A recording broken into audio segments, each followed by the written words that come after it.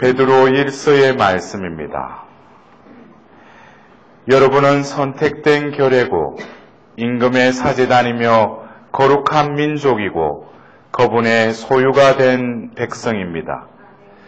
그러므로 여러분은 여러분을 어둠에서 불러내어 당신의 놀라운 빛 속으로 이끌어 주시는 분의 위협을 선포하게 되었습니다.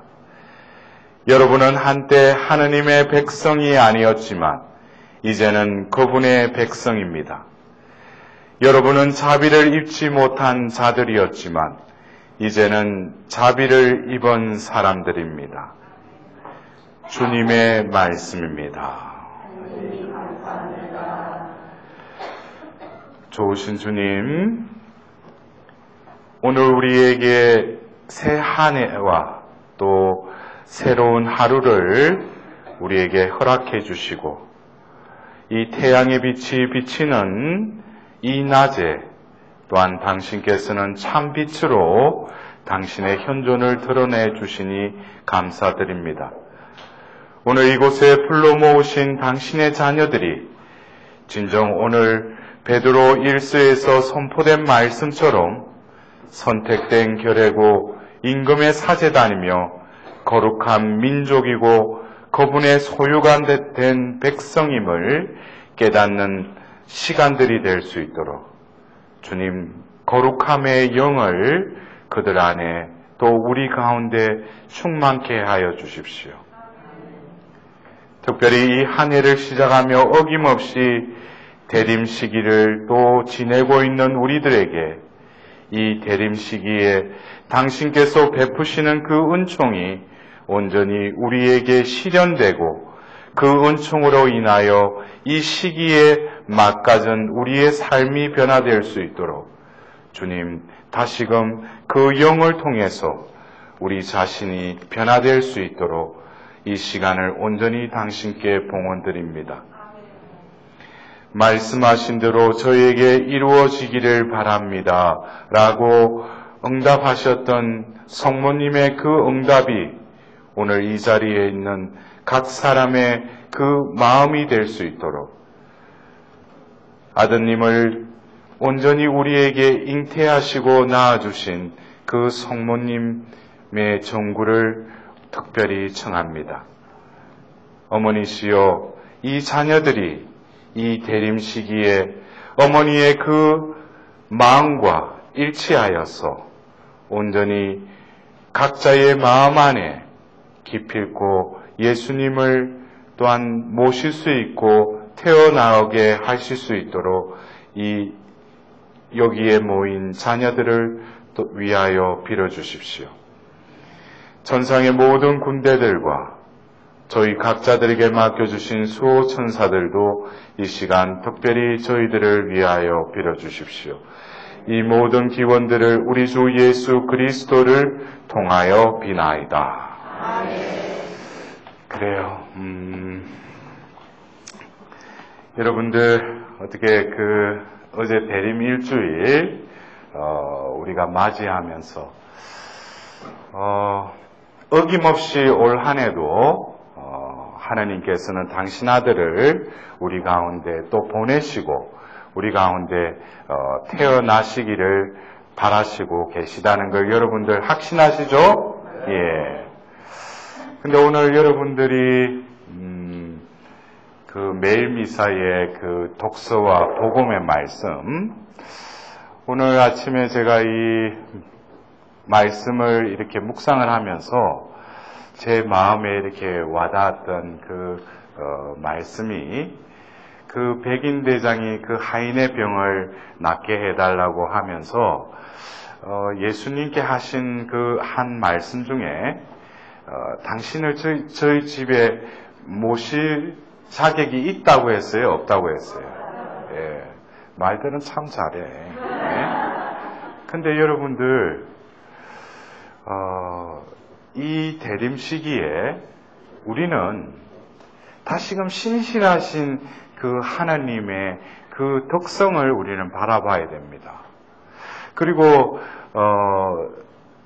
우리가 대림 일주일을 맞이하면서 새해를 우리에게 마련해 주셨는데 우리는 아무런 그런 자신이 한 해를 마감하고 새로운 한 해를 내가 맞이하는 줄 알아요.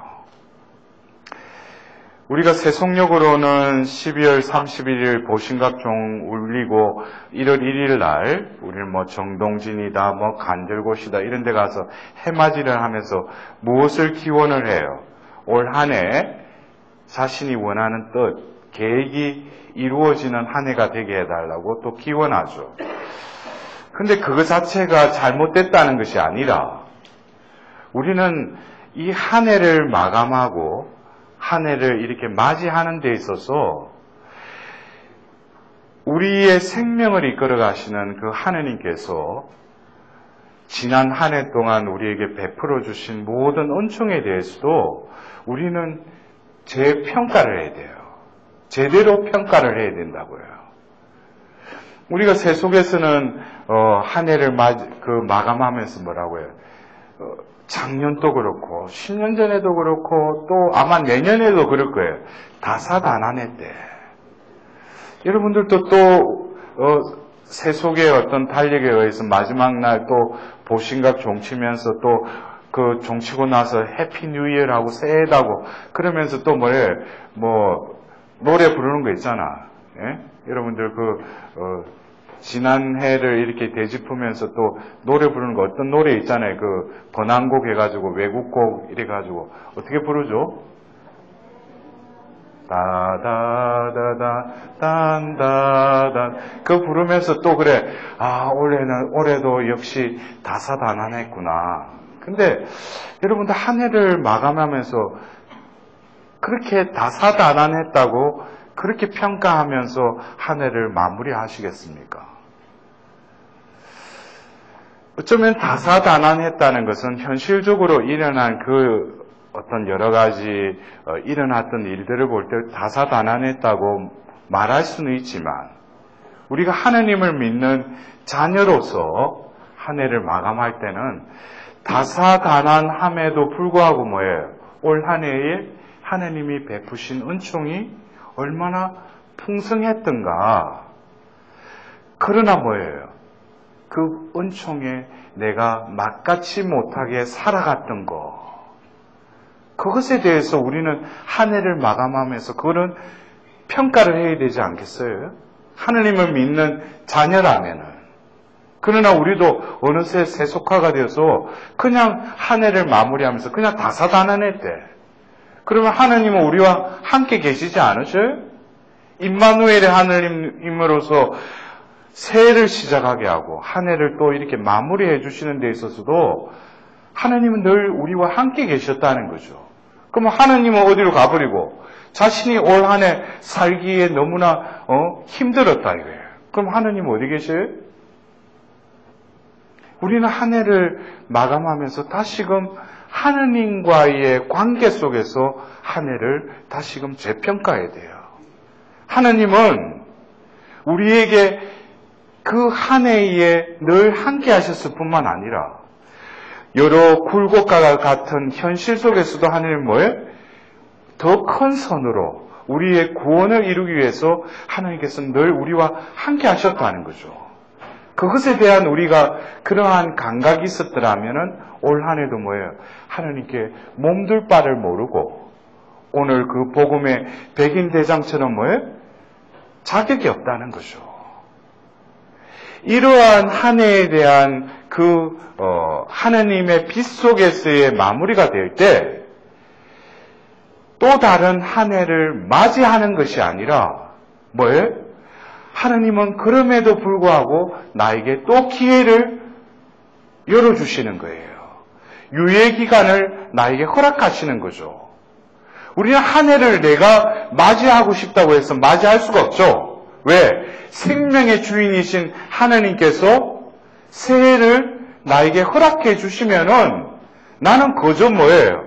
그 새해를 그냥 받아들일 뿐이죠. 근데 뭐예요? 우리는 새해를 또 맞이한다고 할 때 뭐예요? 당연히 자기가 새해를 시작하는 줄 알아요.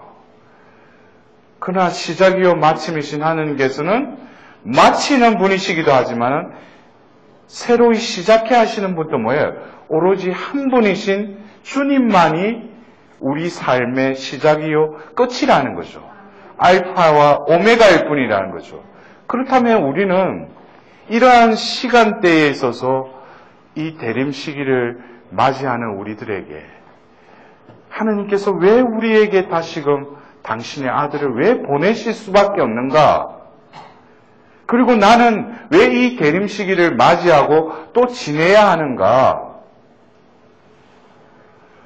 그래서 오늘 여러분들 우리가 오늘 오전 오후 강의와 또 성시간과 또 파견 미사를 하겠지만 오늘 이 대림 1주간 월요일에 하나님께서는 그 말씀의 빛으로 이 인천교구에 또 이 모여있는 여러분들에게 진정 백인대장이 고백했던 주님을 모실 자격이 있다? 없다?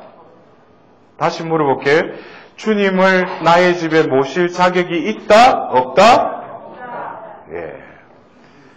그러면은 지금은 내가 자격이 없지만 하나님께서는 다시금 오늘 이 말씀을 통해서 은총을 통해서 뭐예요? 그래도 모실 자격이 있게끔 우리를 어떻게 해요? 변화시켜 주신다? 안 시켜 주신다? 변화시켜 주신다. 아멘. 아멘. 그래요. 우리가 이 대림 시기를 지내면서 응당이 12월 25일 또 성탄이 되면은 예수님 우리 안에 또 우리 가운데 태어나셔요. 그러나 먼저 오늘 그 백인대장의 고백처럼 우리가 과연 하나님은 우리에게 당신의 아들을 우리에게 보내시지만 우리가 진정 모실 자격이 없다는 것을 먼저 뭐예요? 깨달아야 돼요. 왜냐? 이 모신다는 거는 어디에 모신다는 거예요? 자기 집에 모신다는 거예요? 어쩌면 겉으로는 자기 집에 그 지붕 처마에 자기 집 안으로 모시기에 합당치 않다고 할지 모르지만 그것은 영적으로 또 본다면은 그 자신의 마음 안에 그래서 여러분들 우리가 성경에 보면 그 예리코의 그 자케오 그죠? 자케오가 예수님 오셨다고 해서 나무 위로 올라가죠. 그러면서 예수님이 자케오야 내려오너라 하면서 그 너희 집에 오늘 내가 머무르겠다 그러시죠. 그러면서 너와 너희 집안은 오늘 구원을 받았다 그래요. 구원을 받는 게 집이 구원을 받아요? 구원을 받는 대상은 누구예요? 바로 그 가족의 그 구성원들과 본 당사자인 그 자케오가 구원을 받는 거죠. 그래서 우리가 이 백인대장에 그분을 모실 나는 자격이 없다라는 것을 다시금 우리는 뭐예요? 우리 내면에 다시금 주님이 오시지만 매년 이 대림 시기를 통해서 우리 안에 오시지만 먼저 뭐예요? 자신이 진정 이 대림 시기에 그분을 모실 자격이 없음을 고백할 때 뭐예요? 오늘 예수님 뭐라고 하셨어요? 이스라엘에도 이런 믿음이 있는 자를 보았다 못 보았다? 못 보았다고 그래요. 그래서 여러분들 한번 오늘 이게 말씀을 시작하면서 이 대림 시기에 어김없이 신실하신 하나님께서는 우리 가운데 내 안에 예수님을 보내시려고 하시는데 여러분들이 뭐라고 해야 돼요?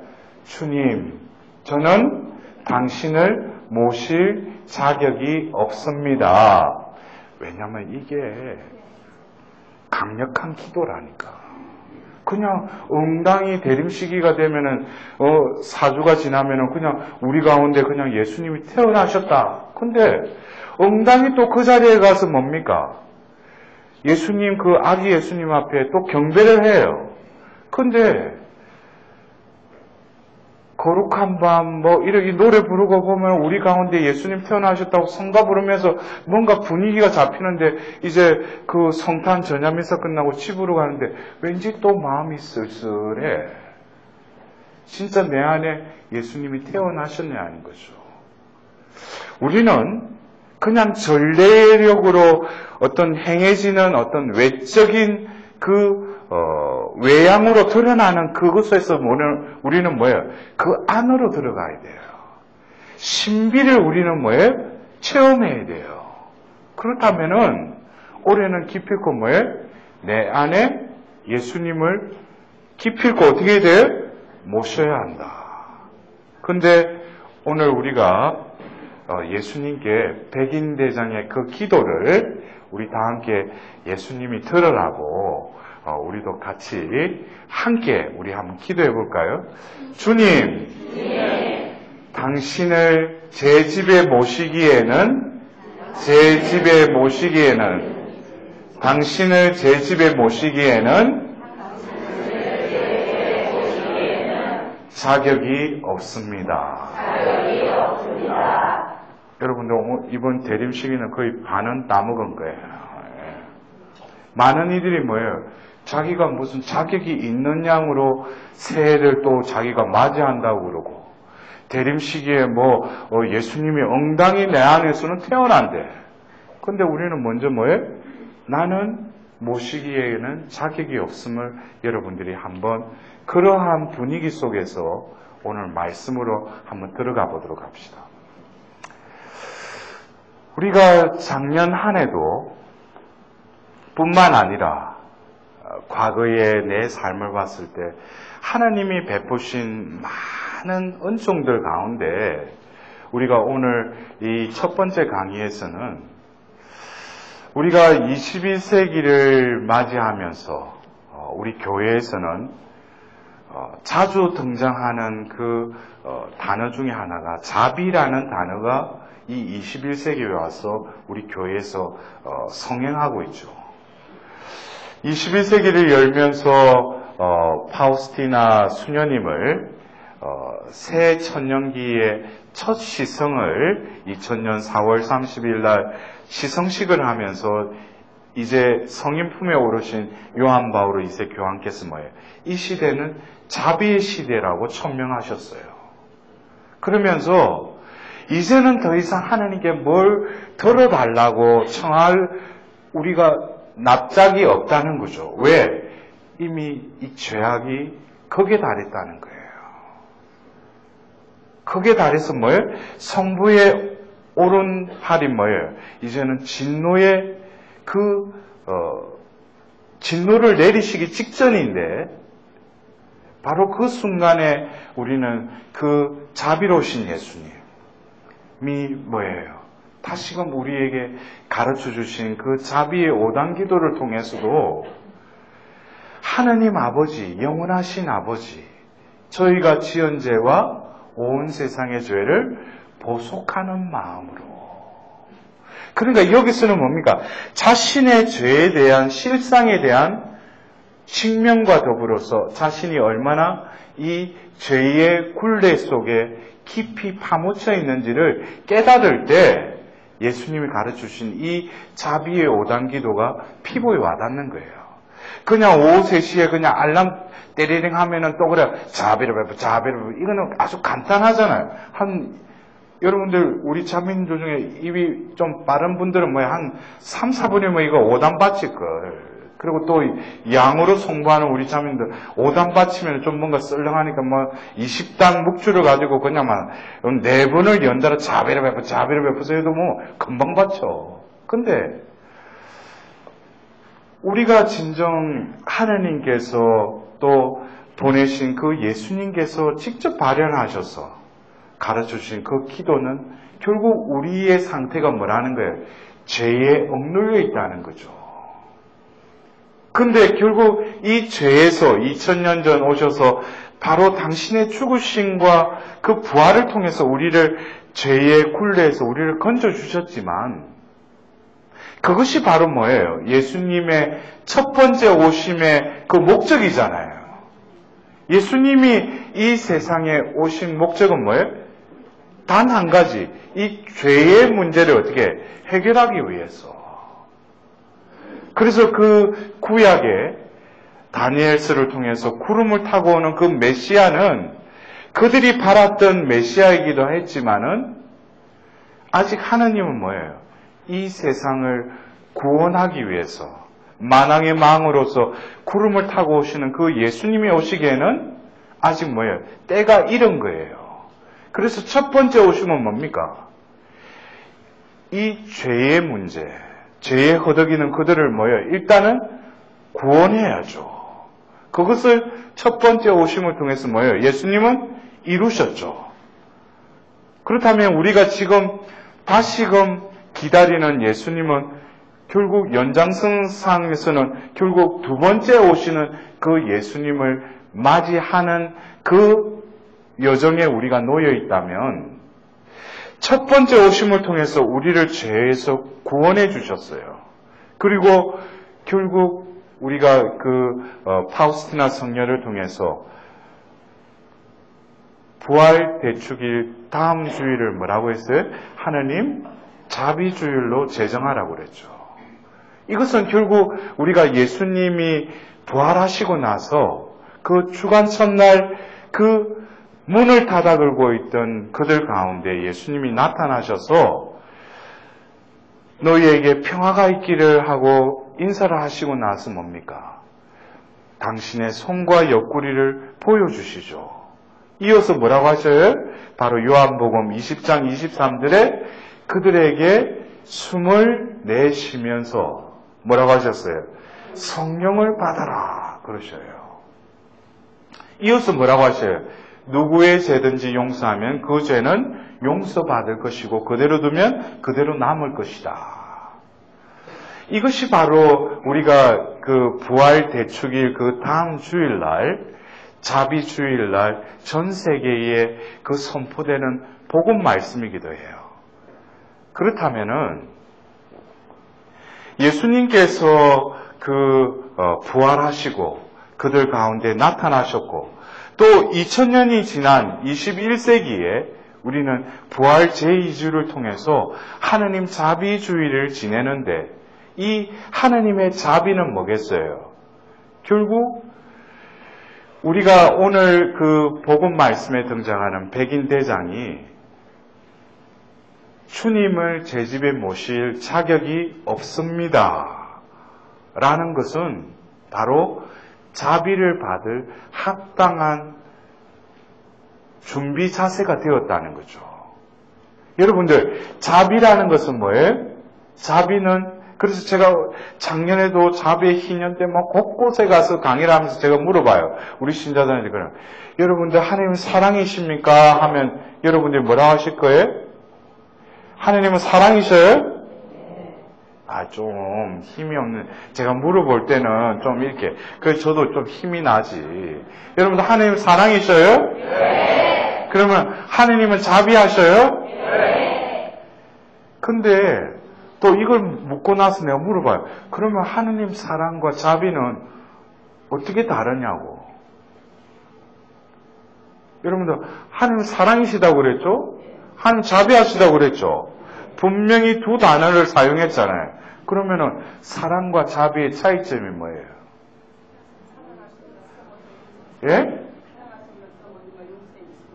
사랑함으로써 다 용서해 주신다. 아주 넝구렁이 넘어가듯이 이것도 아니고 저것도 아니야. 예? 하나님이 우리를 사랑하심으로 용서해 주신다. 어떻게 보면은 맞는 말이기도 하지만 제가 지금 물어본 게 뭐예요? 하나님은 사랑이시다 할 때 그 사랑의 의미하고 하나님은 자비하시다 할 때 자비의 의미는 두 단어를 분명히 구별해서 쓰잖아요. 그러면은 사랑과 자비를 사랑하시니까 용서해준다. 이거는 용서의 문제는 뭐와 연관되어 있어요? 자비하고 연결되어 있어요. 그래서 제가 여러분들이 이렇게 대답을 잘 못하기 때문에 제가 왜 강의를 할 맛이 있는 거예요. 여러분들이 뭐 누가 해가지고 누가 또 이렇게 딱딱 해가지고 말을 해버리면 이게 막히는 거예요. 그러면 또 성령께 이럴 경우에는 또 어떻게 해야 됩니까? 또 물어보면 또 가르쳐 주셔. 근데 여러분들 보십시오. 하느님은 사랑이시다. 하느님은 자비하시다. 하느님의 속성이에요. 대표적인 속성이 하나님은 사랑이시고, 이 사랑이시다는 건 뭐예요? 이 인류의 역사를 통해서 당신의 그 속성을 드러냈는데 요한 사도가 뭐라고 했어요? 그분은 사랑이시다 라고 고백하게 된 거예요. 그런데 이 사랑은 성과 직결되어 있어요. 그래서 인간을 더 큰 선으로 이끄시려고 하시는 하느님의 속성이 바로 사랑이에요. 그래서 이것을 빛으로 비유한다면은, 우리가 빛이 이렇게 비치고 있으면 먼저 뭐예요? 이 공간이 어떻게 돼요? 밝아지죠. 이것이 하나님 사랑이에요. 그래서 우리가 하나님 사랑을 체험했다는 것은 또 다른 눈이 뜨여진 거죠. 또 다른 세상을 발견하게 되는 거예요. 그러면서 뭐예요? 그 임마누엘의 하나님이 나를 얼마만큼 선으로 이끄시기 위해서 나를 이렇게 이끌어 오셨다는 것을 뭐예요? 깨닫게 되는 거죠. 근데 그에 반해서 하나님은 자비하시다라고 할 때 이 자비는 제가 조금 전에 설명했듯이 뭐예요? 하나님은 사랑은 선과 직결되어 있다고 그랬죠. 그러면은 제가 이렇게 물어보면, 그러면은 자비는 뭐와 연결되어 있겠어요? 제가 성과 연결되어 있다고 그랬잖아요. 그럼 뭐예요? 악하고 연결되어 있어요. 악이 뭐예요? 우리를 유혹하죠. 그래서 우리 의지가 거기에 합하면 뭐예요? 뭘 저질러요? 죄를 저지르죠. 그러면 명확하죠? 사랑은 성과 연결되어 있고, 자비는 뭐와? 악과 연결되어 있어요. 근데 하나님이 당신의 손으로서 인간을 창조했는데, 인간이 어떻게 해요? 창세기 3장에 선악과 나무 열매를 따먹음으로써 뭐예요? 악의 유혹에 넘어갔죠. 그리고 죄를 지었어요. 근데 하나님은 사랑 그 자체이신 분이신데, 인간이 죄를 지음으로써 하나님은 또 정의로운 분이시죠. 여러분들 보십시오. 하나님은 정의로우시다. 그러면은 우리가 상승벌학의 원칙에 의한다면 하나님이 정의로운 분이시라면은 우리가 선을 행했을 때는 뭐예요? 상을 주시죠. 그러나 죄를 지었을 때는 어떻게 해야 돼요? 벌을 줘야죠. 여러분들 헷갈리지 마셔.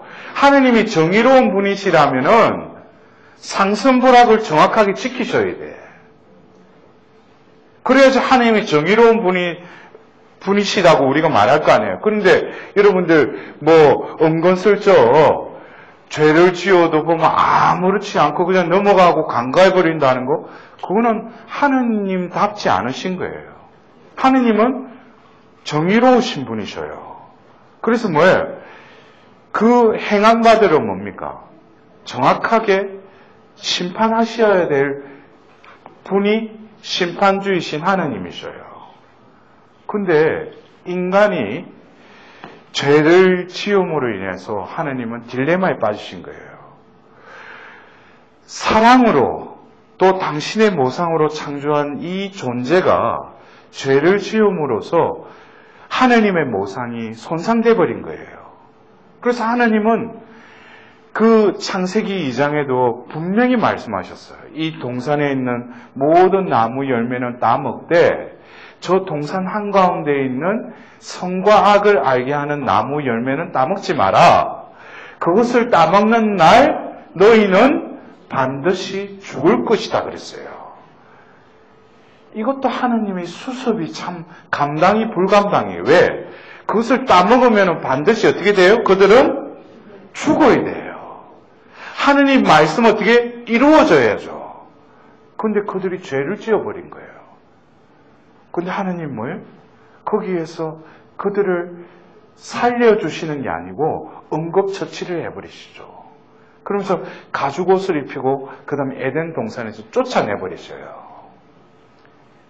우리가 볼 때는 하나님이 어떻게 보면은 무자비하게 에덴 동산에서 같이 살면 됐겠는데 왜 그들을 쫓아내시는가? 왜?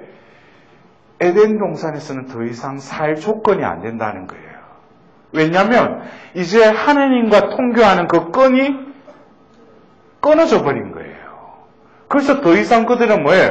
우리가 창세기 2장의 그 상황을 보면은 창세기 2장 말미에 이런 규절이 나요. 그들이 알몸이었는데도 수치심을 느끼지 못했다고 그랬어요.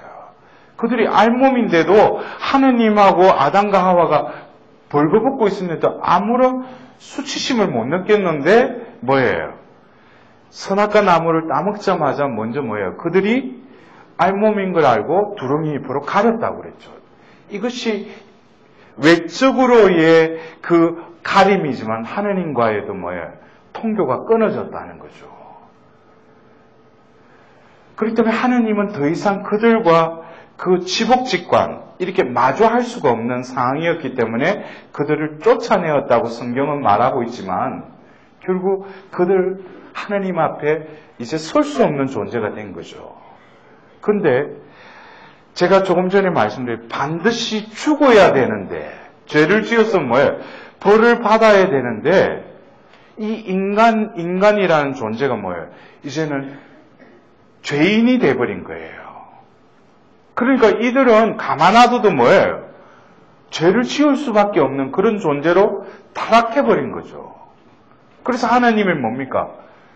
당신의 그 속성 중에 자비를 베풀기 시작한 거예요. 그래서 이 자비는 뭡니까? 내가 죄를 지었음에도 불구하고 하나님이 거저 무조건적으로 뭐예요? 나를 용서해 줘버린 거예요.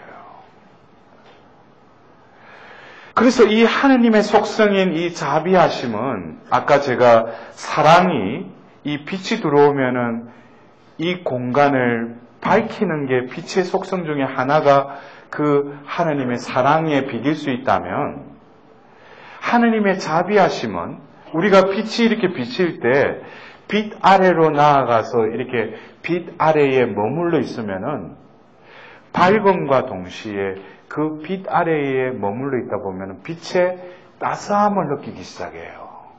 이 따스함이 뭡니까? 바로 하느님의 자비라고 비유할 수 있어요. 그래서 이 하느님의 자비하심은 우리 삶 구석구석 뿐만 아니라 내 존재에 깊이 스며 들어오는 것이 뭐예요? 하느님 자비하심이라는 거예요. 그래서 우리가 지금 한 해를 시작하면서 우리 교회에서 대림 시기를 이렇게 마련해 놨는데 이 대림 시기는 또 다른 자비의 시기이기도 해요. 그러나 이것이 극에 다르는 것이 우리가 사순 시기가 이 자비의 또 시기이기도 해요.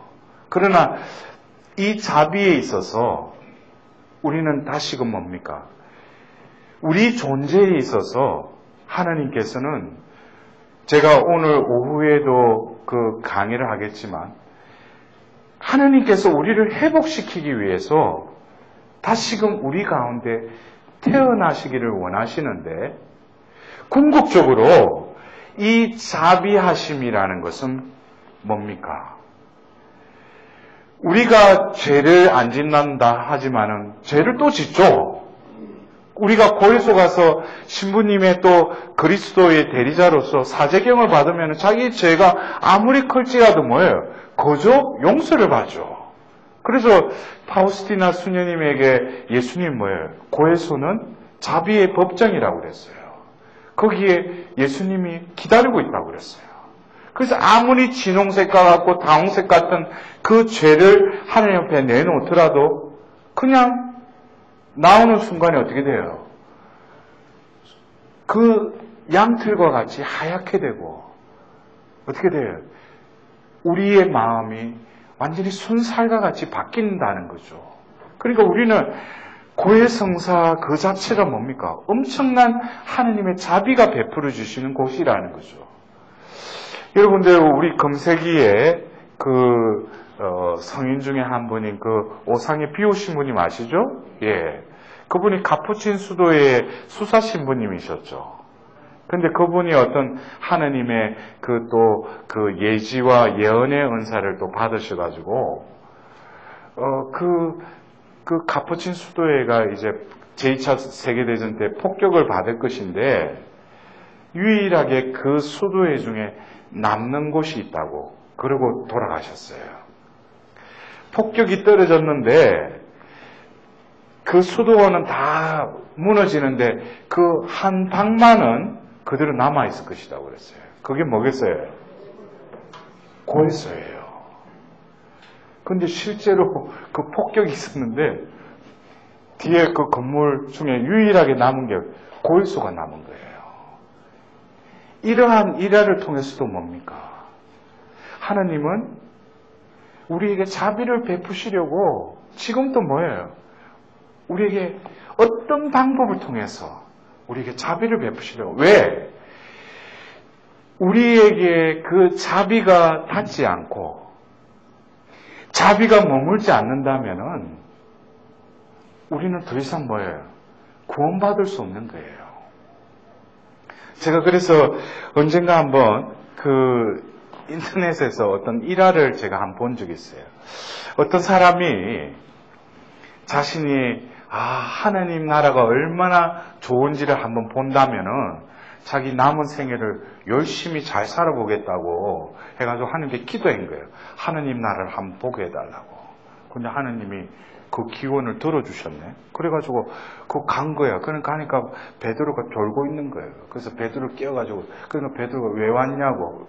왜냐면 자고 있었다는 건 그게 오는 사람 별로 없었다는 거지. 근데 그 베드로가 물으니까 자초지종을 이야기한 거야. 내가 이래 해서 한번 하나님 나라 보러 왔다고. 그러니까 그 베드로 사도 그러면 내한테 그 출입증을 달라고. 그러니까 또 하느님 발급해 주신 그걸 보니까 그래 들어가라고. 그러니까 가서 보니까 이야 하나님 나라가 너무 좋은 거야. 그래가지고 한번 라운딩을 하고 뭐예요. 이제 다시 이 생에 와가지고 열심히 살았대요. 근데 자기 딴에는 신앙생활 열심히 하고 이 정도면 구원받겠지 하고 자신이 이제 심판도 안 받았는데 자신은 또 베드로 앞에 간 거야. 그러니까 베드로가 또 졸고 있어. 그래 베드로한테 또 왜 왔냐고. 그러니까 전번에 왔을 때 제가 하나님 나라 한번 보고 왔는데 내가 열심히 신앙생활을 했다고. 이제 나는 여기서 영원히 살려고 이게 들어가려고 그러니까 베드로가 그러면 통과증을 달라고. 그러니까 또 자기 그 전에 그 발급받았던 그걸 보여준 거야.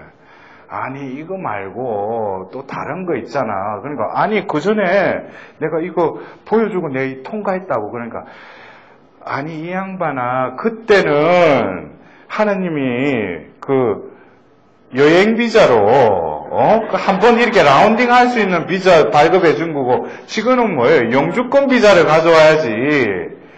그러니까 그 전에 발급받았던 그 비자밖에 없는데, 그러니까 그럼 못 들어간다고. 저쪽에 연옥에 가서 조금 더 있다가 영주권 비자를 발급받아야 된다고. 근데 여러분들, 제가 그 일화를 읽으면서 문득 그런 생각이 들었어요. 우리가 어떤 나라에 들어갈 때는 국가와 국가대 어떤 협약에 의해서 비자를 발급받아야 될 경우가 있죠. 그죠? 근데 하나님 나라도 똑같아요. 우리가 하나님을 믿는 자녀로서 하나님 나라 들어가려면 비자가 필요한데 무슨 비자냐? 그럼 비자를 거꾸로 해보시오. 우리가 그 예수님이 그 파우스티나 수녀님에게 특별히 이 자비의 오단을 바치는 것에 대한 특권을 또 주셨죠. 그래서 그가 아무리 중재인일지라도 그 죽음의 위험에서 이 자비의 오단 기도를 바칠 때는 뭐예요? 내가 특별히 그 자비로 그를 감싸겠다고 그랬어요. 그러니까 이 자비가 얼마나 엄청난 하느님의 속성인지. 근데 여러분들 보십시오. 우리 교회에서 21세기를 열면서 성요한 바오로 2세 교황께서 이 시대는 자비의 시대라고 한 지가 엊그저께 같은데 우리는 지난해 뭐예요?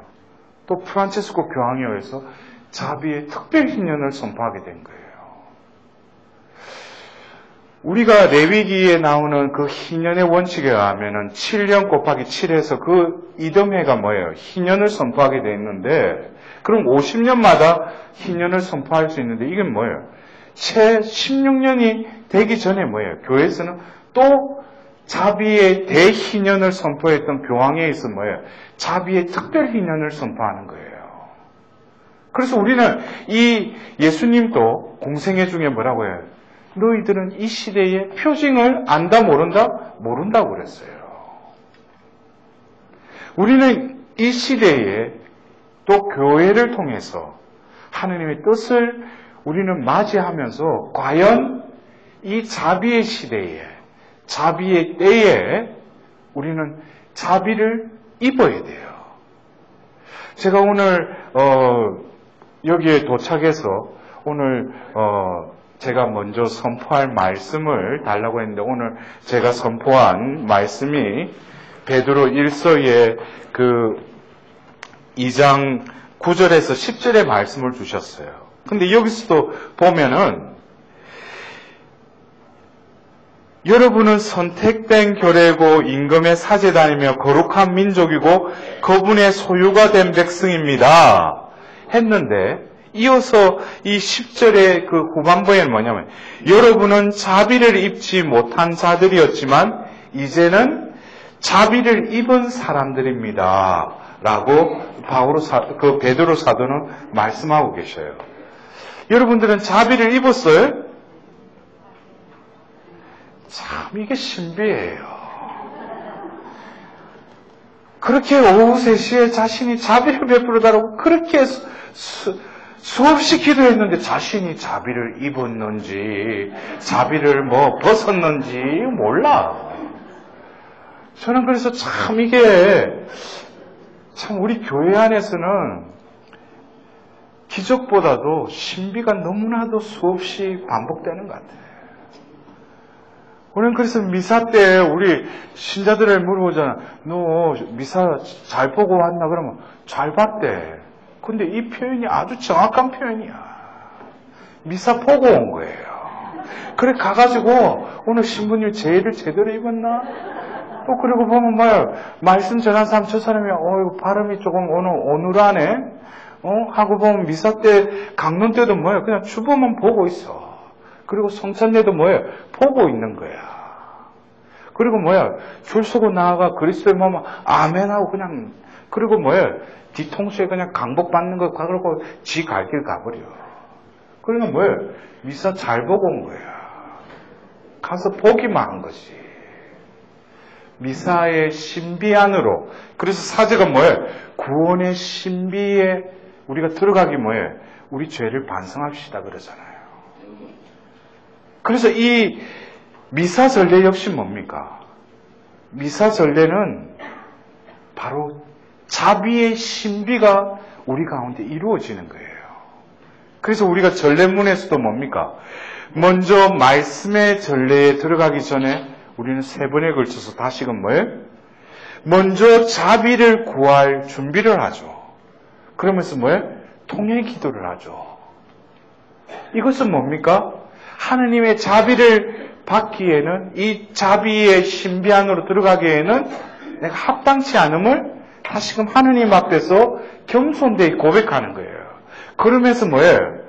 자기 가슴팍을 3번을 치는데, 그 의미도 모르고 뭐예요? 제 탓이야 할 때는 또 크게 쳐. 크게 친다고 자기가 통해하는 거 아니야. 그게 뭡니까? 그 통해와 더불어서 우리는 뭐예요? 주님, 자비를 베푸소서. 그리고 말씀 전례로 들어가서 말씀을 들으면서 뭐예요? 이 죄 중에 있는 나에게 뭐예요? 하나님은 또 말씀으로 내 그 골수를 쪼개는 그 생명의 말씀으로 그 말씀이 선포되는데 뭐예요? 아무런 감각이 없어. 여러분들 3,000명이 베드로의 설교를 듣고 회개하고 세례를 받았다는데 그 시대에는 이 마이크도 없고 스피커도 없었어요. 그런데 지금 이 시대는 얼마나 이 음성이 또렷또렷하게 다 그냥 들을 수 있는데도 뭐예요? 못 알아들어. 그래서 제가 어떤 때에 물어봐요. 여러분들 오늘 독서가 뭐냐고, 복음이 뭐냐고. 그러면 뭐야? 그냥 사일런트 나이트야. 조용해. 저는 여기서 뭐예요? 다시금 하나님께 고백해요. 주님, 신비를 이루셨군요. 못 알아듣는 거야. 말씀이 선포되는 데는 뭐예요? 쉐마 이스라엘, 이스라엘아 들으라. 근데 듣지를 못하니까. 근데 또 뭐예요? 우리는 그 말씀의 전례와도 성찬의 전례를 통해서 뭐예요? 예수님 몸을 모시기 전에도 우리는 뭐예요?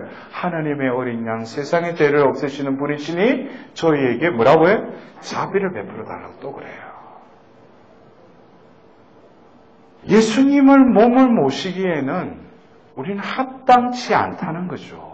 그래서 다시금 뭐예요? 자비를 베푸소서 그러죠. 근데 뭡니까?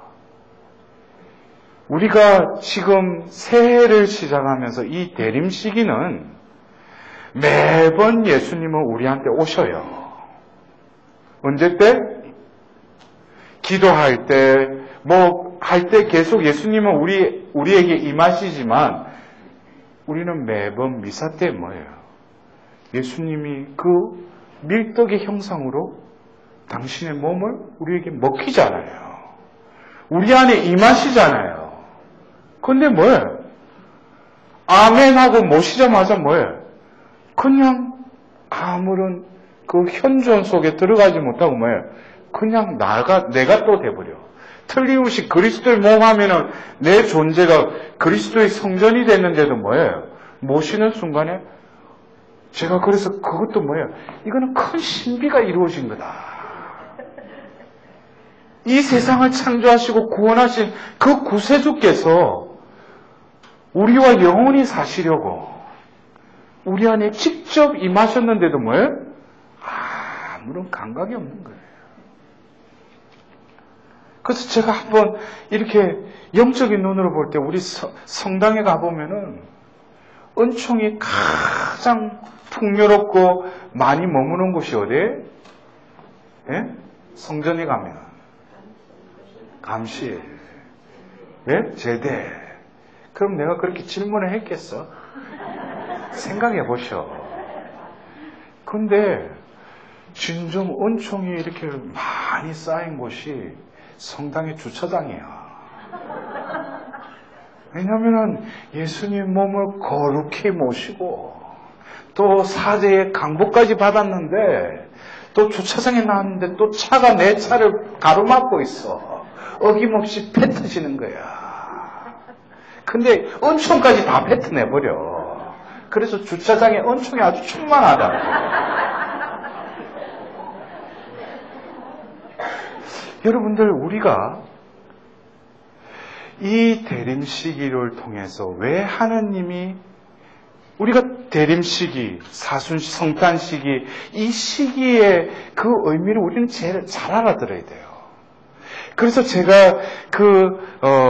연중 34주일 그리스도 왕 대축일은 한 해가 시작되고 그 마치는 이 교회의 전례력을 보면은 대림 시기로 우리가 한 해가 시작되죠.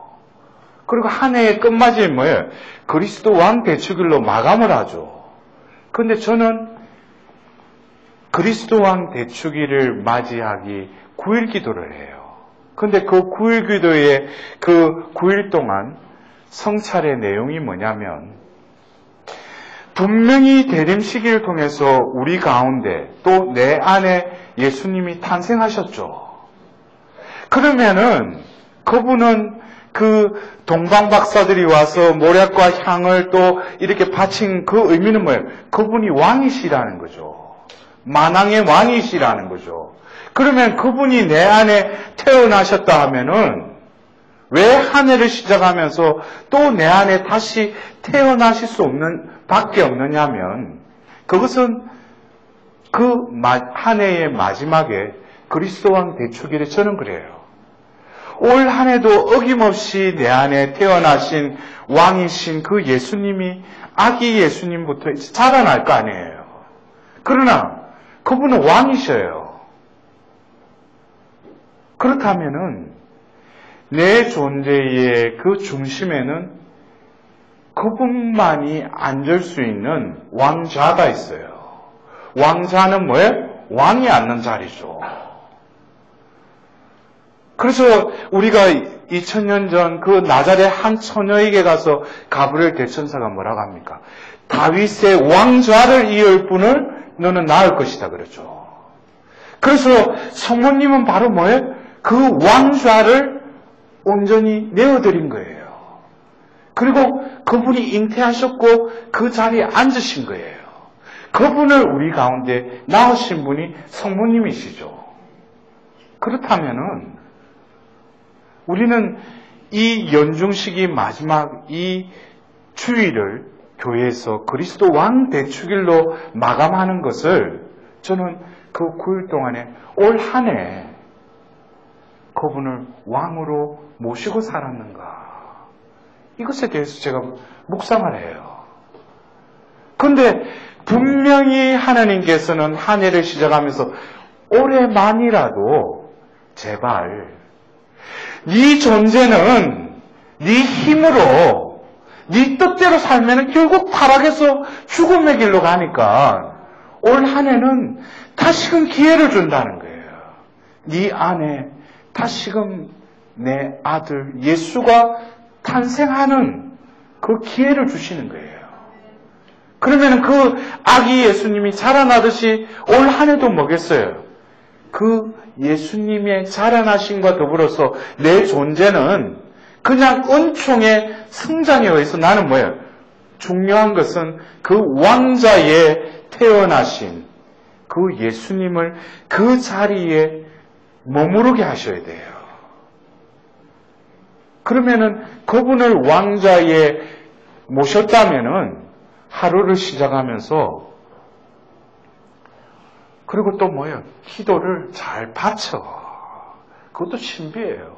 기도가 입에서 생각에서 한번 하는 게 바치면은 눈 녹듯이 다 잊혀져 버려. 그래서 뭐예요? 오늘 하루를 하는 게 봉헌하겠대. 대단한 기도예요. 오늘 하루를 하는 게 봉헌하겠대. 이거는 이 큐는 뭐예요? 이 하루는 짓게 아니라는 거지. 하는 게 봉헌했으면 하느님 뭐예요? 오늘 하루를 자유자재로 당신이 섭리하시는 대로 뭐예요? 자신은 순응할 뿐이라는 거죠. 이게 뭡니까? 하루를 봉헌하겠다는 그 표현이죠. 그리고 뭐예요? 오늘 저를 통해서 당신의 뜻이 이루어지기를 또 바란대. 말은 참 그럴싸하게 매일 바쳐. 응? 근데 뭐예요? 잘 때도 오늘 하루를 성찰하는데 그냥 아무런 성찰도 없이 또 뒤집어 자. 피곤하니까. 오늘 하루 뭐예요? 입으로는 당신 뜻이 나를 통해서 이루어 달라고 해놓고 이미 그 기도를 바친 순간에 뭐예요? 망각의 원총이 나를 뒤덮고 보면 뭐예요? 오늘 내가 뭐 해야 되지? 스케줄도 잡아가지고 오늘 돈 분서좀 바쁘게 살아. 그러니까 힘들지. 그러니까 아무 성찰도 없이 그냥 코 골고 자는 거야. 이러한 하루하루가 흘러가니까 한 해가 시작되면서 또 대림 시기를 통해서 예수님 분명히 나에게 태어나셨는데도 그 왕자에서 예수님이 분명히 계신데도 뭐예요? 나는 그거를 또 의식하지 못하는 거예요. 그래서 이제는 뭐예요? 예수님 그 성탄 보고 예수님 우리 가운데 태어나셨구나. 더불어서 내 안에도 이제 구유를 마련한 이 대림 시기에 이 구유에 태어나신 예수님. 근데 뭐예요? 어느 순간에 구유를 딱 왕자의 자리를 딱 내쫓고 뭐예요? 자기가 또 앉아서 뭐예요? 올해도 지가 왕에 딱 자리에 앉아서 뭐예요? 왕처럼 또 행사하는 거예요. 그리고 또 뭐예요?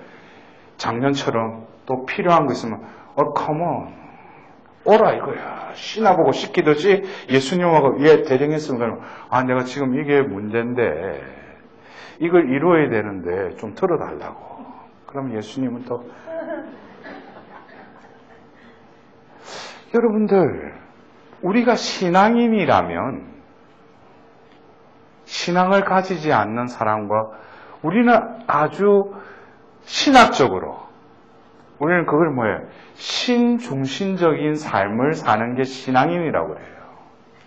자기 중심적이 아니라 신중심적으로 살아가는 그 삶이 신앙생활이라고 그러죠. 근데 우리는 어김없이 이 대림 시기를 통해서 예수님이 우리 가운데 내 안에 태어나시고 그 왕좌에 앉으시지만 나는 뭐예요? 또 쫓아내요. 그리고 내가 살았다는 거죠. 그것을 하늘을 마감하면서 그리스도 왕 대축일을 맞이하면서 저는 그걸 성찰하면서 내가 왕 노릇을 했구나. 올해 또 그 타이밍에 근데 저는 참 내가 고질적으로 제 습성이나 어떤 제 성격상으로 그랬어요. 한 해가 시작되면은 주님 당신 뜻을 이루소서 해놓고 내가 계획을 다 세워. 그리고 뭐예요? 그 계획 세운 대로 도와달래. 그래서 제가 사제생활을 이렇게 하면서 많은 부분을 뭐예요? 내가 그것에 하느님의 뜻도 가미된 부분도 있었지만 많은 경우는 하느님의 뜻을 기렸다면 그분이 움직이실 때까지 기다려야 되는데 내가 그걸 기다리지 못하고 뭐예요? 내가 또 앞장선 거예요. 여러분들이 성경에 보면은 베드로가 보면 당신은 살아계신 하느님의 아들 예수 그리스도이십니다. 라자 뭐예요? 너는 복되다. 그건 하느님께서 가르쳐 주셨다. 그런데 또 뭐예요? 예수님이 그 순한 예고를 하자 뭐예요? 그런 일이 있어서는 안 됩니다. 그러자 예수님이 뭐라고 해요? 사탄아 물러가라 그러죠. 그것이 무슨 사탄이 베드로를 더 씌워가지고 사탄아 물러가라 그런 의미가 아니에요. 원어를 보면 베드로야 왜 내 앞에 서느냐? 베드로야 내가 가야 되는데 네가 앞에 서서 먼저 간다는 거예요. 그것을 우리는 뭐예요? 사탄아 물러가라 그랬어요. 하느님의 일은 생각하지 않고 사람의 일만 생각한다 그랬어요. 여러분들 우리는 그래요. 봉헌한다고 해놓고 주님 당신 뜻이 이루어지기를 바란다고 해놓고 뭐예요? 예수님 앞을 나서서 지가 먼저 가요. 그리고 예수님 뭐예요? Come on 하고 따라오라고 그래. 근데 제가 한 5년 전에 이제 하나님 봐도 안 되니까 성모님께 봉헌해라는 제 마음에 어떤 말씀이 들렸어요. 그리고 제가 성모님께 봉헌을 했어요. 혼자서 스카플라 축성해서 내 혼자 그냥 메고 그냥 미사를 봉헌해 버렸어요. 근데 그 이후부터 멍청하게 돼버린 거예요. 계획을 세우려고 해도 계획을 세울 마음이 없어. 그때부터 뭐예요? 그냥 기다리는 거예요. 주님 당신 뜻이 이루어지기를 바랍니다. 근데 제가 봐도 제가 용해. 왜냐면 제 습성이나 성격이 그럴 놈이 아니었거든. 근데 또 그 때에 맞춰서 어디 전화가 오고 누구를 만나게 되고 근데 제가 그 전의 삶하고 그 이후에 그냥 피앗하고 그냥 삐약삐약하고 그냥 가만히 머물러 있었는데 힘도 안 들면서 또 이루어진 걸 보면은 하나님이 한국뿐만 아니라 곳곳을 데리고 가지. 그전에는 매월 그냥 막 피정한다고 해가지고 이게 바로 하나님께 봉헌된 삶이구나. 그러면서 제가 그때 내가 깨달은 게 뭐냐면은 내가 답답할 건 하나도 없다. 하나님이 답답하시지. 여러분들 그러잖아요. 여러분들 요즘 살기 힘들다. 이거 아주 정확한 표현이야. 여러분들 살기 힘드셔요? 좀 힘드신 것 같네. 내가 물어볼 때 제가 물어볼 때 하나님의 우리가 함께 계시니까 크게 솔직히 하는 그 영혼은 뭐겠어요? 그 순간에 하는 그 축복을 내리시는데도 제가 힘드시죠? 그러면 제가 다시 물어볼게요. 여러분들 힘드시죠? 네. 그래야지. 근데 이게 왜 솔직한 표현이냐면 그냥 힘들다고 해서 거기에 머물러 있으니까 대책이 없지. 근데 내가 지금 왜 힘든가라는 거를 한번 곰곰이 앉아서 한번 내가 힘들다고 지금 내가 말을 했잖아요. 근데 그거는 정확한 표현이에요. 왜? 힘들다라는 그 힘이 어디로부터 원천을 두고 있느냐 이거예요. 근데 힘이 든다는 그 주체가 누구예요? 내 힘으로 그 내 삶을 살아가려고 하니까 뭐예요? 힘이 들 수밖에. 좀 보약 먹었다고 해가지고 요즘 뭐 원기가 충천화돼가지고 좀 살만나네 하는데 그게 얼마 가요? 분명히 성경에서는 뭐예요? 나의 힘의 주인이신 하나님 그랬어요. 내가 힘들다라는 것은 그 순간에 뭐예요? 또 내 힘으로 살아가려고 했구나. 그리고 빨리 뭐예요? 회개해야 돼요. 누구에게? 주님의 힘으로 내가 다시금 충전될 수 있도록. 그래서 노인일지라도 하나님의 힘이 머무는 자는 뭐예요? 독수리처럼 하늘을 나른다고 그랬어요. 여러분들 그래요. 요즘에는 뭐 70대도 보면 뭐 그 양로원 입회 자격이 안 된다면서. 우리가 수명이 늘어나는데 요즘에는 이제 노인이라는 표현도 요즘 왜요? 뭐 70, 80이라도 아주 멋쟁이들 많아요. 근데 하나님의 힘에 머물러 있는 또 나이가 드신 분들은 확실히 틀려요. 얼굴을 보면은 불구스름한 게 얼굴에는 주름이 젖어 있지만 노년의 그 완숙기에 그 얼굴을 보면은 애기 같아요. 이제는 뭡니까? 하늘의 뜻도 알게 됐고 만사가 그냥 이제 만사가 뭐예요? 이제 내 다 살았다 이거지. 다 살았다라는 건 뭐예요? 힘 빼는 거야. 이제 어떻게 되든지 나는 그냥 근데 그때부터 뭐예요? 하나님의 힘이 그를 차지하기 시작해요. 여러분들 그래요. 우리가 어떤 스포츠 할 때도 그래요. 그 프로들이 해가지고 힘 빼세요. 왜 또 힘을 근데 초짜들은 뭐예요? 잘해보려고 힘 들어가잖아. 근데 고수들이나 프로들은 뭐예요? 그래봤자 안 되는 거 뻔히 알아요. 근데 어느 순간에 뭐예요? 힘 빼는데 되거든. 그 말이었구나. 우리 신앙인들 중에도 뭐예요? 아직까지 초보나 아직까지 그 수준이 안 된 사람은 뭐예요? 지가 힘쓰며 살아가요. 지가 열심히 뭐 하려고 여기도 그런 분이 계신지 모르지만 아직까지 내가 어떻게 신앙생활 어떻게 잘해볼까 그래. 여기도 가보고 저기도 가보고 그리고 그냥 묵주기도는 안 되니까 또 양팔까지 해가지고 돌려가지고 그게 잘못됐다는 게 아니고 성령에 의해서 수호천사가 옆에 이렇게 하면서 올라가는 건 좋은데 손이 빠질 것 같을 때 아픈데도 그냥 이래요. 그 많은 짓건지 모르겠어. 희생일 수도 있지만 자신의 힘으로 하는 게 기도가 아니에요. 하느님은 그 사람의 수준을 아셔요. 그 수준에 우리는 순응해야 돼요. 그래서 우리가 뭡니까? 신앙생활 하면서 좀 더 무언가를 깨닫게 되면 뭐예요?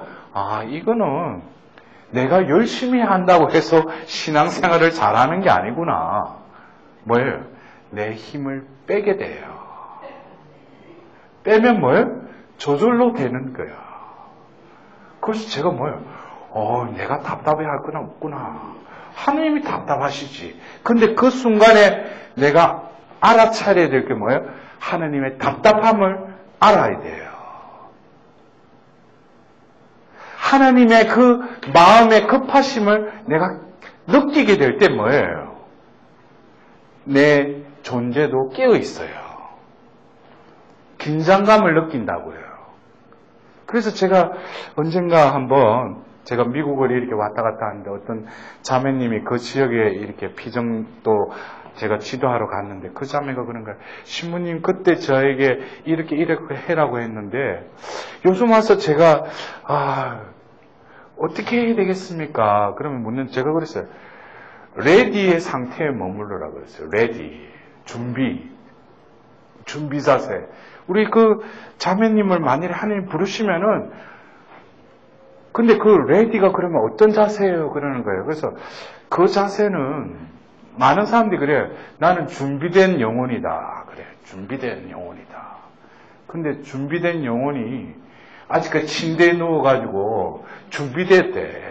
그럼 준비됐다 해가지고 그 하나님이 나를 따라라 그래도 뭐예요? 일어나야지. 또 가서 씻어야지. 또 옷 갈아입어야지. 그럼 벌써 예수님 저 멀리 가버리셨어요. 우리가 레디라는 준비 자세는 뭐예요?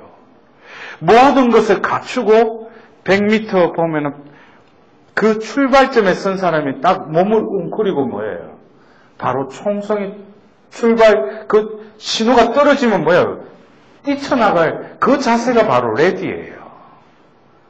내가 하나님이 급하시다, 하나님이 답답하시다 그 순간에도 나는 뭐예요? 어느 순간 어느 조건에서도 하나님이 움직이라 하면 뭐겠어요? 나는 움직여야 돼요. 내가 답답한 거 없다 해가지고 하나님 당신이 다 이루어 주시겠지. 아주 그럴싸하게 하는 게 뭐예요? 방관하는 거죠. 하나님은 분명히 다 이루어 주셔요. 그러나 어떤 영혼은 시편 1편에 나오듯이 그 시냇가에 심겨진 나무인데 똑같이 그 시냇가에 나무들이 심겨져 있는데 어떤 나무는 뭐예요? 시편 1편에 뭐예요? 제때에 열매를 맺고 만사가 잘 되리라 그랬어요. 내가 성당에 머물러 있는 거 이거 가지고는 열매 만사가 잘 되지 않고 그 열매가 맺어지지 않아요. 똑같이 시냇가에 심겨진 나무일지라도 겉으로 보면은 똑같이 시냇가에 심겨진 나무예요. 근데 뭐예요? 보이지 않는 그 흙 속에 파묻힌 그 뿌리가 뻗고 뻗어가지고 어떤 나무는 뭐예요? 물가에 닿은 거예요. 그럴 때 뭐예요? 열매 맺고 만사가 잘 되는 거는 그냥 뿌리를 그냥 그 물가에 그냥 물에다가 닿았을 뿐인데 뭐예요? 그 뿌리를 통해서 뭡니까? 그 영혼이 목마르지 않는 그 생수의 그 근원이신 하느님의 은총이 뿌리를 통해서 줄기를 통해서 그 가지에 덩그랗게 제때가 되면 뭐예요? 열매가 덩그랗게 맺어지는 거예요. 이게 바로 뭐예요? 신앙의 신비죠. 보이지 않는 땅 밑에 똑같이 뿌리를 주었지만 어떤 뿌리는 물가에 닿아 있고 어떤 뿌리는 뭐예요? 힘드니까 뿌리를 안 뻗어. 근데 옆에 보면 덩그랗게 열매를 맺는데 자기 나무는 뭐예요? 열매가 안 맺어지는 거예요. 그럼 투덜투덜거려. 보이는 그 열매 보고. 근데 보이지 않는 그 밑에 뿌리는 보지 못한다는 거예요. 여러분들 우리가 이 대림 시기를 지내면서 우리는 오소서 임하소서 주 예수님 우리는 우리 내면을 바라봐야 돼요. 지난 한 해 동안 얼마나 수많은 그 영성체와 기도와 여러 가지 은총의 그 장소에서 하나님은 나에게 임하시고 나에게와 함께 계시려고 하셨는데 과연 그러한 순간순간들을 나는 어떻게 유지해 왔는가? 한번 본인에게 한번 물어보셔요. 그래서 오늘 제가 이곳에 파견되어 올 때 오늘 그 아침에 그 복음을 묵상하면서 그 백인대장의 고백이 바로 나의 고백이 되었어요. 주님을 모시기에는 모실 자격이 없다는 거죠. 이것이 어쩌면 뭐예요? 나의 진솔한 고백이에요. 대림 시기에 하느님께서는 나를 구원하기 위해서 어김없이 당신의 아들을 우리 가운데 태어나기를 주저하지 않으시는데 나는 그냥 자동으로 한 해가 시작돼서 대림식이라고 사제가 그냥 자색 옷 입고 그냥 하니까 대림식이 또 쓴 거 보니까 뭐 이마소서하고 노래 부르고 그러다가 뭐예요? 성탄 때 보면 아기 예수님이 또 구유에 모셔진 앞에 와가 또 절하고 보면 그러고 여러분들 우리가 그냥 허송세월을 보내실 거예요? 저는 그래서 그래요. 어쩌면 이 생이, 이 지상이 내 삶의 정착지라면 어떻게든지 이 생에서 내가 웰빙의 삶을 살아야죠. 근데 이 생은 뭐예요? 그냥 한숨만 지나가는 연기 같다고 우리는 그 성경의 말씀을 보면서도 뭐예요? 이 지상에 우리의 마음을 두고 있어요. 우리는 뭡니까? 영원한 생명의 나라로 가야 되지 않아요? 구원을 받아야 되지 않아요? 그래서 우리가 예비 신자 때 사제가 물어보죠. 아직까지 입교하기 전에 예비 신자 때 물어보죠. 여러분은 무엇을 청합니까? 그리고 여러분들도 모태신앙이 아닌 자들은 여러분들 또 고백 청했잖아요. 무엇을 청합니까? 했을 때 뭐라고 했어요? 신앙을 청합니다. 그랬어요. 신앙을 청합니다. 그 신앙이라는 게 뭐예요? 하나님의 선물이니까. 그러면 하나님께서 여러분에게 무엇을 주실 것을 믿습니까? 할 때 뭐라고 했어요? 그때 왜 고백해놓고 왜 지금 삶이 왜 그래? 하나님이 우리에게 신앙을 선물로 주셨죠. 그리고 우리는 신앙을 살면서 결국 뭐예요? 하나님이 궁극적으로 우리에게 주고자 하시는 것은 뭡니까? 영원한 생명이라는 거예요. 여러분들 이것에 대한 분명한 목표가 설정되어 있지 않으면은 신앙생활도 뭐예요? 지가 어디로 가고 있는지, 교회에 봉사하고 있는데 내가 이거를 왜 봉사하는지 목적의식이 없어져요. 여러분들 그래요. 우리 교회에서 이렇게 봉사자로 해가지고 봉사할 때 그래요. 이 봉사가 뭐로부터 기인했느냐 이거예요. 많은 경우 처음에 그래요. 본당 신문이 자매님 이번에 우리 본당에 성모회장 좀 해주세요. 그러면 신부님 요즘 제가 좀 일이 생겨서 좀 바빠요. 이 말은 결국 뭐겠어요?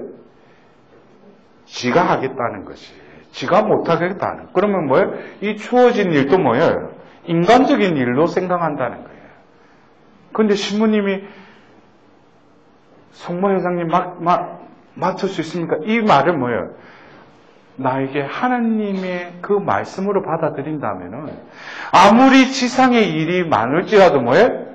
피하다고 받아들일 때 뭐예요? 축복이 임해요. 근데 많은 사람들이 뭐예요? 자기 일로 생각을 해요.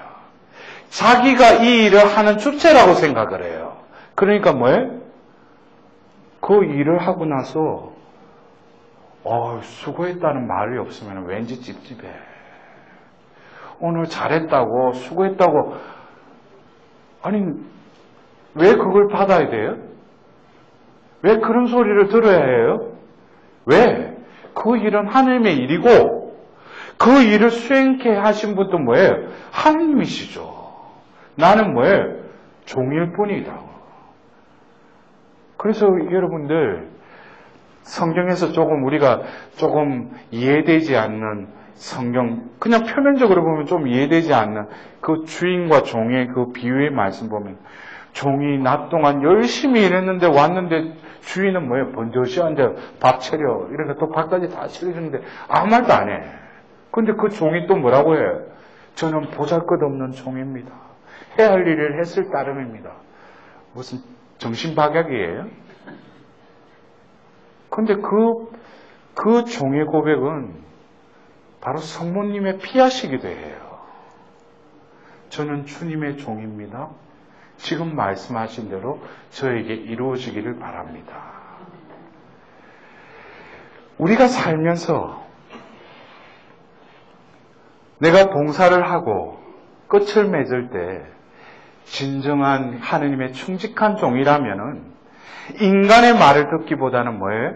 하느님 어전 앞에 나아가서 똑같이 그 종의 고백을 해야 돼요. 했을 일을 했을 따름입니다.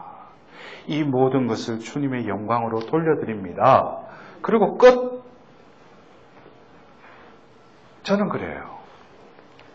우리가 이 생에서 희생하고 봉사하는 게 이 지상에 우리가 게임을 하는 게 아니잖아요. 하늘나라의 보화를 쌓기 위해서 우리 이 지상에서 희생하고 보속하고 봉사하는 거 아니에요? 그러면은 왜 인간에게 대우받으려고 해요? 제가 그래서 어떤 때는 그래요. 신부님 경상도에서 보면 이렇게 해서 피정 끝나고 그동안에 수고했으면은 수고했다고 그러고 한번 안아줘야지. 봉사자들이 피곤이 싹 사르르 녹는다나. 그래서 내가 속으로 그래. 이거랬더 이 문디가 신하들 보면 또 뭐지? 근데 제가 그래요. 그러고 나서 언젠가 한번 제가 그 봉사하셨던 분들에게 그랬어요. 여러분들에게 수고했다고 할 수도 있지만 우리가 지금 이렇게 하느님께서 우리의 도구를 써서 했다는 것은 오늘 하늘에 우리 보화가 쌓여진다고. 우리가 하늘로 올라가는 보따리를 풀어서 이 지상에서 네 수고해서 이거 지상에서 잔치 벌이면 뭐예요? 올라갈 그게 이 지상에서 그냥 풀어버렸는데 우리는 분명한 뭐예요? 목적의식을 가져야 돼요. 내가 오늘 이 낮에 우리 할 일도 많은데 왜 이곳에 왜 왔는가? 한일을 시작하면서 대림시기를 하면서 이 초에 불을 밝히는데 이 의미가 내 삶에 있어서 어떤 의미가 있는가? 분명한 목적의식이 있으면 뭐예요? 올 한 해만이라도 제대로 살아야겠구나. 그럼 제대로 사는 게 뭐예요? 입으로만 예수 그리스도 할 것이 아니라 진정한 주님으로서 올 한 해의 시작은 내 마음의 중심에 그분을 모셔야 하겠구나. 그러한 비장한 내 마음의 각오가 없이 올 한 해도 그냥 대림식이 흘러가고 성탄 캐롤이 울릴 때 그냥 예수님 태어나셨다고 하고 그런 한 해가 또 시작되면은 틀림없이 그 한 해의 마지막도 뭐예요? 그냥 어수선하게 한 해가 마감되는 거예요. 우리가 깨어있음이라는 것은 뭐겠어요? 특히 우리가 이 지상에 살더라도 교회의 부르심을 받고 우리는 또 다른 뭐예요? 삶의 사이클이 있죠. 이것이 바로 뭐예요? 전례력이죠. 우리는 전례력에 맞춰서 뭐예요? 천상의 삶을 미리 이 지상에서 뭐예요? 연습하는 거예요. 구원의 잔치가 뭐예요? 미사전례죠. 우리는 천상잔치에 지금 예행 연습을 하는 거예요. 여러분들, 허리를 펴고 머리를 들고 하늘을 향해야 돼요. 그리고 다시금 뭐예요?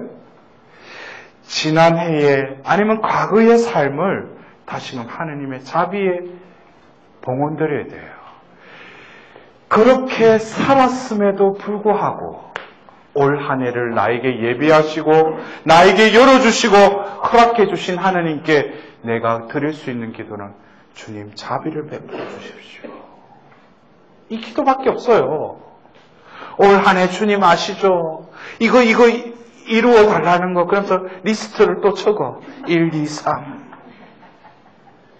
올해는 기필코 이걸 이루어 달라고. 여러분들, 우리가 천상 시민으로 부르심을 받았다는 것은 바로 내가 자비를 구할 수밖에 없는 존재일 뿐만 아니라 하나님께서는 그 영혼에게 자비를 베풀어 주셔요. 그럴 때 뭐예요? 자비를 입으면은 그 순간에 어떻게 돼요? 제 영혼이 곧 나으리다 라고 고백한 그 고백이 우리 가운데 이루어지는 거예요. 예수님이 공생애 중에 그 기적을, 치유를 하시면서 분명히 그가 육적으로 치유가 일어났어요. 근데 뭐예요? 내 믿음이 너를 구원하였다 그래요. 예수님의 그 보심은 눈이 뜨고 나병이 낫고 마귀가 나가고 이것이 중요한 것이 아니라 예수님만이 하실 수 있는 것은 뭐예요? 구원하실 수 있다는 거예요. 여러분들 이거 잘 아셔야 돼요. 예수님을 예수님답게 해드리는 것은 바로 그분만이 뭐예요? 우리의 구원자이시라는 거예요. 우리가 하나님을 하나님답게 해드리는 건 뭐예요? 불가능을 가능케 하실 때 하나님이 하나님답게 되시는 거예요. 여러분들 어떤 때는 그래요. 내가 하나님께 어떤 지향을 바칠 때 지향을 일단 내가 지금 현실적으로 일단 이런 지향을 두고 하는 게 기도하는데 우리가 이 대림 시기를 지내면서 또 대림 이제 후반부에 가면 등장하는 여인이 있죠. 어김없이 누구의? 성모님이시죠. 그러나 우리는 이 대림 시기에 성모님의 어떤 여러 가지 이미지 중에 그 성모님은 자비의 어머니이시기도 하셔요. 요한복음 19장에 보면 예수님의 그 십자가 곁에 머무셨던 그 어머니의 그 모습이 우리는 자비의 어머니이기도 하지만 바로 루카복음 1장의 성모 영보 때 바로 성모님의 그 모습 역시 자비의 어머니이셔요. 왜냐하면 제가 아까 사랑과 자비에 대한 그 두 단어의 의미에 대해서 여러분들께 말씀드렸지만 이 자비는 바로 악과 연결되어 있다고 그랬죠. 그래서 동전의 양면이 한 면이 자비라면은 결국 악의 유혹에 빠져서 우리가 저질른 죄가 동전의 다른 면이기도 해요. 그래서 우리가 로마서에 보면은 죄가 많은 곳에 은총도 많다고 그러죠. 이 은총이 뭐예요? 바로 자비예요. 우리가 성모님의 이 피앗이 없었다면은 이 여인의 응답이 없었다면은 바로 구약으로부터 신약이 뚫리지가 않아요. 그래서 우리는 특별히 이 대림 시기를 지내면서 이 성모님의 그 삶 중에 피앗의 의미를 제대로 깨달아야 돼요. 오늘 이 첫 번째 강의를 마무리하면서 여러분들 피앗은 지금 말씀하신 대로 저에게 이루어지기를 바랍니다. 맞아요. 그러면서 우리 신앙인들 중에도 피앗 그래요. 무슨 일을 하면 삐약인지 피앗 그래. 근데 여러분들 제대로 피앗을 바라셔야 돼요. 성모님께서 루카복음 그 1장에 피앗을 바라셨을 때는 바로 성모님은 죽음을 마다하지 않고 피앗을 바라신 거예요. 왜? 바로 결혼하지 않은 여자가 잉태되면은 뭐예요? 아이를 낳으면은 돌판매질을 당해서 죽어요. 그것조차도 뭐예요? 불쌍하고 피앗이에요. 근데 여러분들이 내가 바치는 피앗은 뭐예요? 내가 봤을 때 나에게 어떤 해가 있다든지 나에게 뻔히 피앗하면 나에게 어떤 것들이 초래될지도 모르는데 피앗하시겠어요? 제가 이를테면은 야 아우스팅아 니는 평생 설사나 해라. 그럼 피앗하겠어요? 평생 설사해가 죽지. 여러분도 한번 생각해 보세요. 내가 얼마나 이기적으로 피앗을 바라고 있는지. 자기가 잘 될 거, 자기에게 이득이 되니까 뭐예요? 지금 말씀하신 대로 저에게 이루어지기를 바란다고 그래. 이것은 성모님의 피앗과 겉으로는 비스무리한지 모르지만 안의 내용은 완전 틀려요.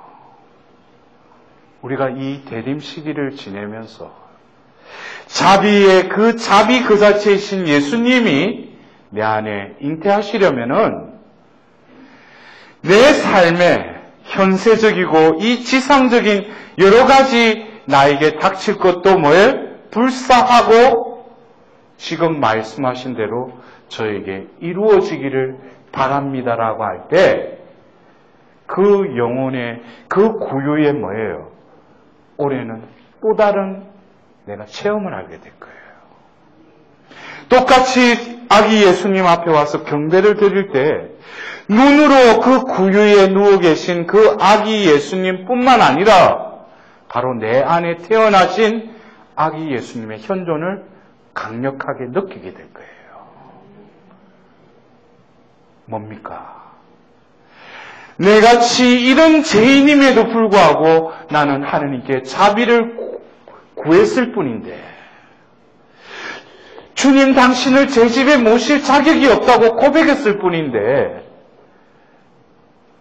성모님과 같이 지금 말씀하신 대로 저에게 이루어지기를 바랍니다라고 고백했을 뿐인데 내 안에 아기 예수님의 현존을 느끼는 거예요. 그것은 그 이전에 맞이했던 성탄과 또 다른 차원의 성탄을 맞이하게 되는 거예요. 여러분들 오늘 이 첫 번째 강의를 통해서 오늘 복음의 그 빛에 의해서 나는 나에게 보내시는 그 예수님을 모실 자격이 없다고 우리는 먼저 고백했어요. 자격이 없지만 하나님은 그 영혼을 낮추어 아니 보시고 우리에게 뭐예요? 자비를 베풀어 주셔요. 그 죄악에 억눌려 있는 나의 영혼을 다시금 뭐예요? 일으켜 주기 위해서 자비 그 자체이신 분을 내 안에 우리 가운데 태어나게 하시기를 주저하지 않으신다는 거예요. 왜? 하나님은 자비의 하느님이시기 때문이에요. 우리 자비의 하느님께 감사하는 박수를 드립시다.